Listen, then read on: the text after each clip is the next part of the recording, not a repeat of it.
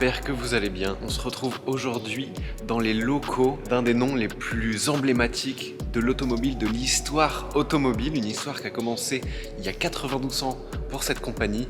On est chez Pininfarina en Italie. Pininfarina qui est peut-être le designer automobile le plus connu au monde. Historiquement, ça a été notamment celui de Ferrari jusqu'en 2012. Et on est là aujourd'hui dans leurs locaux pour une première mondiale. C'est pas tous les jours qu'on a une première mondiale. Et je voulais commencer cette vidéo un tout petit peu dans le musée de Pininfarina parce que c'est un lieu chargé d'histoire. Battista Pininfarina qui a fondé la maison il y a 92 ans. Et il y a quand même quelques modèles chargés d'histoire ici. Je vais vous en montrer quelques-uns avant qu'on descende au sous-sol, là où c'est totalement secret et où je vais vous montrer cette première mondiale qui est d'ailleurs une première mondiale française. Ici, vous pouvez apercevoir la voiture personnelle de Battista Pininfarina, la Lancia Florida.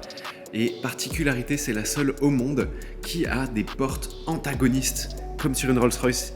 Et il n'y avait que la sienne en fait, ça c'est vraiment un délire de designer pour que ce soit pratique. Et autre délire incroyable, c'est que bon, déjà à l'arrière, t'as des essuie-glaces à l'extérieur et à l'intérieur en fait. Parce qu'il avait remarqué qu'à l'époque, les joints sur les fenêtres n'étaient pas encore aussi étanches qu'aujourd'hui et toutes les voitures s'embuaient à l'intérieur. Et donc pour se passer de ce problème, il avait tout simplement fait installer des essuie-glaces à l'intérieur. Génie. Quelques exemples de carrosserie totalement magnifiques dessinés par Pininfarina. Ici une Alfa Romeo Giulietta Spider.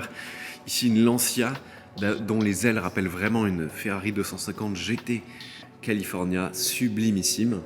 Et ici, en 1947, la Cisitalia 202 Berlinetta, qui est la première voiture au monde qui avait intégré des roues à l'intérieur de la carrosserie et puis à l'extérieur comme les voitures d'avant. On avance encore quelques années et on a des concept cars qui ont été faits pour Ferrari et pour plein d'autres marques. Ici, Ferrari, Alfa Romeo. Pininfarina a aussi fait beaucoup de voitures pour le Sultan de Brunei. Des voitures dont on n'a quasiment aucune photo parce qu'elles ont été faites pour lui et pour lui seulement. Des modèles uniques, produits par Pininfarina, livrés au Sultan de Brunei et jamais montrés aux yeux du public. Ça, c'est fou. Juste ici, quand on rentre chez Pininfarina, on est accueilli par deux maquettes. La Sergio, du nom du fils de Battista Pininfarina, Sergio Pininfarina. Cette voiture qui a été produite par Ferrari avec un design créé par Pininfarina lors de la mort de Sergio Pininfarina. Et accessoirement, incroyable, la maquette de la Ferrari Enzo. Voilà, ça fait toujours quand même quelque chose de voir ça en vrai. Bon, maintenant il est temps de descendre au sous-sol, là où la première mondiale est exposée. Une première mondiale française, innovante, pas juste un concept car farfelu, le fruit de plus de 4 ans de travail pour avoir ce concept car que vous allez voir. C'est la réalisation du rêve d'une personne, mais qui n'a pas réalisé ce rêve tout seul. Et on va tout de suite descendre voir cette première mondiale, la NAM X HUV.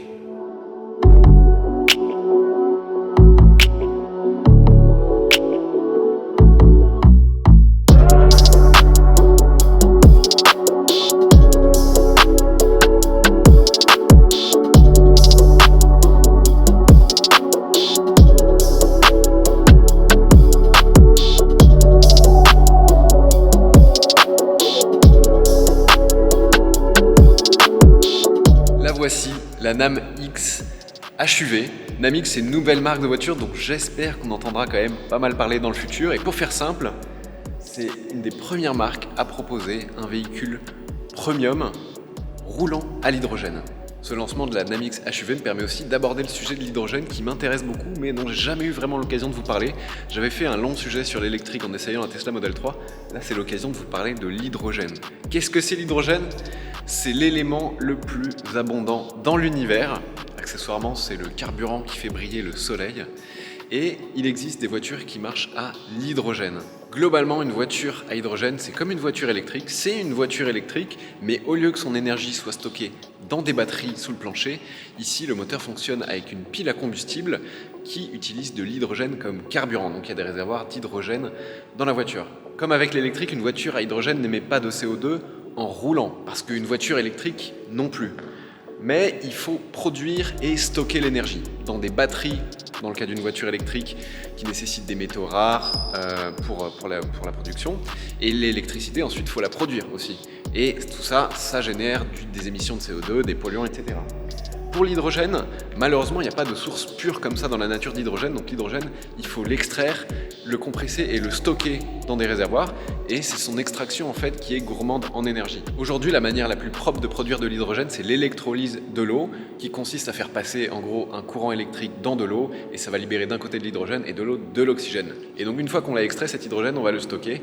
Et c'est l'électrolyse de l'eau qui est aujourd'hui gourmande en énergie et qui fait que ça se développe un petit peu doucement, mais je pense qu'il y a un vrai futur à l'hydrogène et le développement de nouvelles techniques pour extraire de l'hydrogène de manière moins énergivore est un vrai sujet aujourd'hui. Aujourd'hui, on est là pour en parler grâce à cette nouvelle voiture, la Namix HUV, et j'ai été invité par son président, le président qui a fondé Namix, qui va me rejoindre, Fawzi, qui va nous expliquer en quelques mots un petit peu ce projet avant que je vous détaille un petit peu tout le concept car. J'espère que Fawzi s'est remis de ses émotions parce que ça avait l'air assez émouvant cette petite présentation. Salut Fawzi.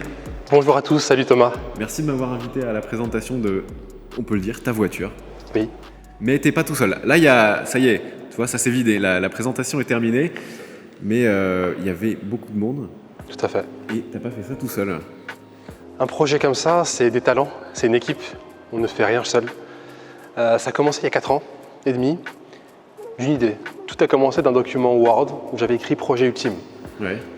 Moi, je suis un fan automobile depuis longtemps. D'ailleurs, j'ai connu la chaîne de Thomas il y a 7 ans, comme tout fan automobile. Et quand j'ai lancé cette marque, je me suis dit, si Thomas venait, ça serait très sympa. Namix, c'est un projet qui a longtemps mûri. Et l'idée, c'est de pouvoir toujours utiliser la voiture, l'automobile comme avant, mais sans polluer. Chez Namix, on aime la voiture, on aime le mouvement, on aime voir la route défiler. Mais on est conscient qu'on ne peut plus continuer comme il y a 100 ans. Il faut trouver de vraies solutions propres, mais sans des contraintes supplémentaires. C'est vrai qu'une des contraintes des voitures électriques, pour en avoir testé quelques-unes, Tesla, Porsche Taycan, Audi RS e-tron GT, c'est qu'ils annoncent des autonomies très sympas, mais dès que tu prends l'autoroute, elle est divisée par 3 autonomies. C'est le problème des batteries et des moteurs électriques. Plus ils tournent vite, plus ils consomment d'électricité, contrairement à un moteur thermique. Moi, la technologie du coup de pile à combustible, c'est assez nouveau pour moi, mais tu me disais que là, vous prévoyez une autonomie de 800 km. Au global, c'est 800 km. Au global, on sait qu'aujourd'hui, les voitures à batterie, on a un maximum en réel 450 km, 500. Rarement plus que ça en conditions réelles. Si tu fais vraiment de la route, c'est même pas ça. Hein. Oui, ça pour l'avoir essayé. Et sur l'autoroute, avec le SCX et le CX, même s'il est bon, dès qu'on dépasse les 130, 140 km/h, l'autonomie baisse assez rapidement. On s'est dit, ok, il y a ce problème-là. L'hydrogène, on sait que c'est une vraie solution grâce à l'hydrogène vert, mais malheureusement, il n'y a pas encore assez de stations de recharge hydrogène en Europe et dans le monde, encore moins. Et on s'est dit que nous, on a une vision longue, à long terme, et comment on va pouvoir trouver une solution à nos clients. Et donc, on a développé ce fameux système de capsules. Ah, le système, on n'en a pas encore parlé, on l'a pas encore vu. Qui va rendre la vie plus facile. Mais avant tout, sur l'aspect purement technologique, hydrogène, c'est avant tout une âme de voiture. Le design, on l'a co-designé avec Pininfarina. Donc j'ai mon associé qui est Thomas Delussac. Ça fait 4 ans qu'on bosse ensemble et qui en fait, ensemble avec les équipes, on a créé un sketch de base. On a longtemps travaillé sur comment on veut voir la voiture, comment on l'imagine, comment on veut la voir sur la route. Et jusqu'à qu'on ait un sketch qui nous a plu. Et ensuite, nous avons travaillé avec Pininfarina pour avoir le design. Qui mettent leur magie et le design. La magie Pininfarina, cette ligne. Honnêtement, il y a 5 ans, jamais j'aurais pu imaginer qu'on allait travailler avec Pininfarina en collaboration ici à Cambiano en Italie. C'est un nom tellement ouf de l'automobile. C'est fou. Et en plus, moi, j'ai connu Pininfarina en tant que fan d'automobile. Quand on voyait les Ferrari quand on était jeune, on voyait la signature Pininfarina. Et naturellement, quand on a commencé le projet, je me suis dit, on va aller les voir pour faire un résultat parfait, ou du moins le plus proche de la perfection. Ça a été un très long travail avec Pininfarina, on a pris des mois entre les équipes de Pininfarina, les nôtres, des débats très très longs, très complexes sur des éléments de détail, rien n'est du hasard. Vous pouvez le voir sur la voiture, le X est très présent. Donc d'ailleurs, Namix, c'est un acronyme, c'est New Automotive and Mobility Exploration, donc le X de Exploration. L'exploration, pourquoi ? Parce que pour nous, c'est tout est nouveau. C'est une nouvelle marque, une nouvelle équipe, une nouvelle vision des choses. Et donc, on est des explorateurs, finalement. Et donc, le X, on le retrouve sur la face avant, donc signature lumineuse. On est un nouveau constructeur. Donc, si on ne reconnaît pas tout de suite la voiture, c'est un peu L'idée, c'était que tu voulais qu'on puisse voir au premier coup d'œil dans la rue et dire tiens, c'est une Amix. C'est une Amix, voilà. Ce modèle-là, donc c'est le premier modèle, donc premium, qui s'appelle HUV, donc UV, vous connaissez les SUV, et là on a le HUV, donc qui est le Hydrogen le H d'hydrogène. Véhicule. Parce que d'ailleurs le SUV, peu de gens le savent, mais ça veut dire Sport Utility Vehicle. Donc voilà le premier modèle de notre gamme. Donc c'est un SUV qui fait presque 5 mètres de long, il est à 4,90 m, 2 mètres de large, 1,60 m de haut. On aura deux versions. Cette version-là, c'est une version quadromotrice. Donc c'est aussi, au-delà d'un véhicule hydrogène, c'est d'avoir un vrai véhicule 4x4. On aura une puissance cumulée de moteur électrique de 550 chevaux sur la version GTH et une version 300 chevaux pour les modèles d'accès. Qui sera propulsion, c'est ça? Propulsion, oui. Okay. Moteur arrière. Et en fait, la version GTH apporte un moteur sur l'essieu avant. Et donc on a une quadromotrice et 550 chevaux au global. Ok. Voilà. Et moi, ce qui me frappe, c'est quand même, c'est la première fois qu'on la voit. Ouais. C'est pas un concept surréaliste. Dans combien de temps c'est censé sortir des lignes de production? Alors on travaille presque nuit et jour. On a un objectif de livrer les premières voitures fin 2025, début 2026. Donc là on a 3 ans et demi devant nous de travail intense. Évidemment on a déjà des partenaires industriels connus mondialement qui sont derrière ce projet, qu'on ne peut pas encore annoncer mais qui vont bientôt être annoncés prochainement, qui sont derrière. Donc c'est des centaines d'ingénieurs qui vont travailler d'arrache-pied pour que les voitures soient homologuées de série et surtout qu'on puisse produire massivement et que le prix final au client soit accessible. Ce n'est pas une voiture qu'on veut vendre à 200 000, à 300 000 euros ou même à 100 000 euros. L'idée c'est d'être entre 65 000 euros pour le véhicule d'accès à 90 000 euros pour le véhicule toute option. Bon, assez de blabla, montre-nous l'arrière de la voiture. Votre solution innovante. Tout à fait. Parce que l'hydrogène, pour l'instant, c'est dans des stations de recharge qui sont essentiellement des stations-service, mais c'est assez rare pour en trouver. C'est rare, ouais. Actuellement en France, on parle d'une trentaine réellement utilisables par les particuliers, donc ce n'est pas encore assez. L'avantage d'une station hydrogène classique, c'est qu'on peut, ici on a une solution, on a une trappe qui permet de faire un plein en fait en 4 minutes. Vous pouvez venir ici, vous rechargez en 4 minutes. Donc en gros, on a une vraie trappe de recharge pour faire le plein, mais on a aussi à l'arrière, il se passe un truc. On a des capsules. Alors, c'est pas des capsules de café? Ah, pas du tout. Voilà notre innovation majeure. On s'est mis en fait à la place du client. On s'est dit, bon, il y a peu de stations de recharge hydrogène. Dans quelques années, il y en aura beaucoup plus, mais on n'a pas le temps d'attendre tous ces plans annoncés. Donc, l'idée, c'est d'avancer. Prochainement, d'ailleurs, et je vous l'annonce, on sera au Salon de l'Auto de Paris. On présentera notre cher HUV et on présentera plus en détail cette solution, les détails, le poids exactement, comment ça fonctionne. Donc c'est quoi exactement? On peut en sortir une? Bien sûr, tout de suite. Donc, j'attrape ici, très simple. Et elle fait donc là 8 kg. 8 kg. 8 kg d'hydrogène. Ah non, pas 8 kg d'hydrogène. C'est énorme. La capsule fait 8 kg, mais dedans il y a de l'hydrogène. Je ne sais pas quelle quantité. Bientôt on annoncera la quantité d'hydrogène compressé dedans. D'accord. Mais voilà, le poids final va osciller entre 8 et 10 kg pour la capsule complète. Okay. On en a 6 dans la voiture. Donc c'est très simple, hein. Juste à la remettre comme ça. Et donc c'est c'est une sorte de système de recharge complémentaire. Tout à fait. De réservoir secondaire d'hydrogène. Exactement, ouais. Et je vais la refermer juste pour voir la cinématique peut-être.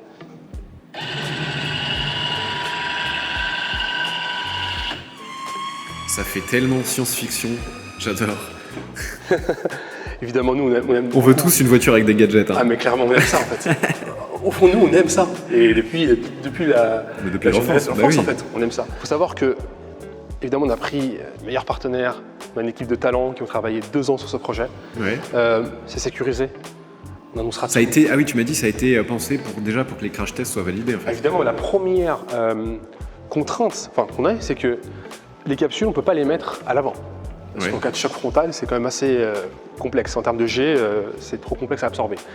Donc la meilleure place a été de le mettre à l'arrière. Qui dit arrière dit choc arrière, forcément. Ouais. Donc on a travaillé de manière assez longue sur un système qui permet de sécuriser ce système de recharge. Donc bientôt on annoncera le détail, mais bien sûr ça a été pensé. Les capsules au départ, on devait en fait ne pas les voir. C'était en fait une trappe qui était fermée, pince. On s'est dit c'est un élément tellement nouveau, tellement innovant qu'on veut le montrer en fait. Assez stylé, je dois dire. Bon, voilà. Allez, on en remet un coup. Allez, dernière fois. Et même la lumière, tout ça. Bah évidemment, c'est un prototype, c'est pas une voiture roulante. Alors moi, la seule chose qui trahit que c'est un prototype, je trouve, c'est les disques de frein. Oui. Mais si elle avait des vrais disques de frein, clairement, on dirait que c'est une voiture roulante. Ouais. C'est incroyable, le réalisme. Hormis les disques de frein, oui, les connaisseurs, bon, on le voit tout de suite, mais on est très proche d'un véhicule de série. Et nous, ce qu'on s'est dit, et qu'on a commencé à faire le design avec les équipes, c'est qu'on veut une voiture très proche d'une voiture de série. Et pas un prototype, un chocard irréaliste, non. On veut être réaliste sur le véhicule, sur le design, et c'est ce qu'on a fait. Et je pense que ça vous plaît, et j'espère que c'est proche de cette réalité. Ça marche. Bah merci Fawzi en tout cas. Merci à toi Thomas, et à bientôt pour la suite. À bientôt Rendez-vous à Paris. avec ta capsule. Ouais. Ouais, c'est ça, merci. Bon, donc on peut admirer un petit peu plus en détail quand même ce concept qui a été produit par Pininfarina ici à côté de Turin. Et ce que je disais, c'est que franchement, le seul truc qui trahit que c'est un concept, c'est les disques de frein. Ils ont même mis des étriers et tout, mais on voit que c'est des faux disques. Le reste, les jantes, les phares, les portes, rétro-caméra, ça existe déjà. Il y a même des essuie-glaces, franchement le concept est incroyable. Et l'assemblage des panneaux de carrosserie est même meilleur que sur pas mal de voitures de série. Il n'y a pas encore d'intérieur. Bon, il y a une silhouette d'intérieur, mais l'intérieur n'est pas encore terminé. Mais donc voilà ce que c'est ce SUV Premium à hydrogène. Le HUV, c'est la première voiture qui est prévue par Namix, du coup, dans leur plan de produit, vu que c'est une nouvelle marque. Donc c'est un SUV familial 5 places, 4,93 m de long, 1,96 m de large. Elle sera proposée en 4 roues motrices ou en 2 roues motrices. Et clairement, Thomas, le designer aussi, qui est associé à Pininfarina dans ce projet, il aime les voitures américaines. L'avant, moi ça me rappelle un peu le Cadillac Escalade. Et ce qui est drôle, c'est que le cahier des charges de Fawzi, quand il a donné le cahier des charges pour le design, c'était « Je veux que quand j'arrive dans le rétro de quelqu'un sur l'autoroute, il se décale ». Clairement là, il y a quelque chose. Alors je suis pas sûr que ce sera homologué, le X allumé en roulant, mais c'est très très joli. On retrouve le X sur la carrosserie. On a une ligne ici tendue qui part de l'avant et qui, au lieu de rester une ligne d'épaule jusqu'au bout, descend, fait un X ici sur la porte, super joli, et qui se croise du coup avec la ligne qui part de l'arrière et qui descend ici. Et un profil vraiment à l'arrière fastback, aussi d'inspiration américaine, On connaît tous la Mustang fastback. Les photos, les vidéos c'est une chose, mais en vrai c'est super bien proportionné. C'est une grosse voiture, le look est frais quoi. Et puis la petite signature lumineuse en bas, le X, qu'on retrouve, et les capsules de recharge avec la lumière, tout ça. Je sais pas si ce sera comme ça sur la voiture de série, mais ça a le mérite d'être beau, pas seulement original. Et même juste le petit feu de stop ici, en double aileron, c'est trop classe. Mais donc l'hydrogène, pour revenir à ce sujet quand même un peu principal de la vidéo, au-delà du lancement quand même d'une nouvelle marque française et d'un nouveau modèle, l'intérêt, comme l'électrique, c'est que quand tu roules, ça ne produit pas de CO2. La pile à combustible, elle utilise l'hydrogène comme carburant, elle prend l'oxygène comme source dans l'air, et tout ce qu'elle rejette au niveau du pot d'échappement, c'est de l'eau. De l'eau pure en plus, on pourrait presque boire. Quand tu roules, ça ne produit pas de CO2. Ça, c'est une bonne chose. Mais comme les voitures électriques, le problème, c'est l'énergie qui est utilisée pour produire l'hydrogène. Quelle source d'énergie tu utilises pour faire de l'électricité que tu vas mettre dans les batteries? Si c'est une centrale à charbon, au final, c'est pas plus propre. Alors en effet, quand tu roules, ça fait pas de CO2, tu te donnes bonne conscience, mais après, quand tu regardes plus large, c'est pas très propre. Le but de Namix, c'est vraiment d'utiliser de l'hydrogène vert comme source d'énergie. Alors c'est pas de l'hydrogène avec un colorant, c'est de l'hydrogène dont la source d'énergie utilisée pour le produire provient d'énergie renouvelable, donc du solaire, de l'éolien, etc. Donc le but c'est d'avoir une voiture qui rejette pas de CO2, mais dont la source d'énergie ici, l'hydrogène, n'est pas non plus polluante à produire. Tous les constructeurs de voitures électriques communiquent sur le fait que c'est des voitures propres. Alors c'est propre quand tu roules, mais il faut faire les batteries, est-ce qu'on les recycle, etc. Là il n'y a pas le problème des batteries, c'est des stocks, c'est des tanks d'hydrogène, donc il y a les capsules plus le tank sous la voiture. Et l'autonomie annoncée, alors à vérifier dans 2 ans, mais apparemment est beaucoup plus fiable que sur une voiture électrique. Voilà, j'espère que vous avez apprécié la présentation de cette première mondiale d'une nouvelle voiture française, d'une nouvelle marque même française, avec des solutions innovantes. Et aussi, j'espère que l'hydrogène va se développer comme solution pour des voitures propres. Alors, ne croyez pas que je veux la mort du V12, du V8, etc. parce que c'est ça, moi, qui fait vivre ma passion. Mais clairement, on est dans un monde aujourd'hui où on a besoin de solutions de voitures plus propres. Alors, pas que de voitures, de bateaux, d'avions, etc. Moi, en ce qui me concerne, c'est les voitures. Et pour l'instant, pour moi, l'hydrogène, ça m'apparaît plus viable que le pur électrique avec des batteries. Donc on verra ce que ça donne. Bonne chance à Namix et j'espère que vous avez aimé découvrir ce concept car innovant qui a de la gueule. Merci de votre fidélité. Si vous avez aimé, n'oubliez pas de mettre un pouce bleu, un commentaire, dites-moi si vous aimez le Namix HUV. Et merci de votre fidélité, je vous dis à très bientôt pour la prochaine vidéo.